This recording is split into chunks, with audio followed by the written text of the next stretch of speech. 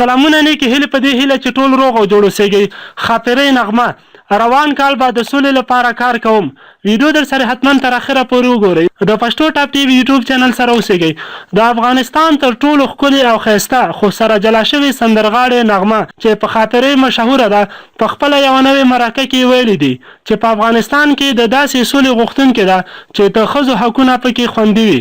زمونږ د یوټیوب چینل پښتو ټاپ ټي وي همدا اوس سبسکرایب او سره د ګونګړي نشان ووهئ. میرمن نغمې وویل افغانستان په تیرو 19 کلونو کې ډېر پرمختګ کړی او د سولې په هر راز خبرو کې د میرمنو حقونو ته جدي پاملرنه اړینه ده. د یادولو ده چې د نغمې څه موده مخکې وړاندې هم په ژوندۍ بڼه مرکه کې د حکمتیار څخه پوښتنه کړې وه چې که چېرته تاسو ټول ټاکنې وګټئ او رئیس جمهور شئ نو آیا بیا زه او یا نور سندرغاړي کولی شو چې ستا په حکومت کې خلکو ته کنسرتونه ورکړو. خو د حکمتیار ځواب حیرانونکی و. نغمې ته یې وویل چې تاسو د سندرو ویلو په ځای باید سنګر ته لاړه شئ او وجنګېږئ. چې د حکمتیار دغه ځواب د افغان فیسبوک کارونکو هم سخت قهرولي و او ډېرو افغانانو حکمتیار ته په ځواب کې لیکلي وو د میلیونونو افغانانو قاتله د کابل ورانکوونکې تا خو راشل کړه چې اوس نور افغانان هم بې لارې کوي.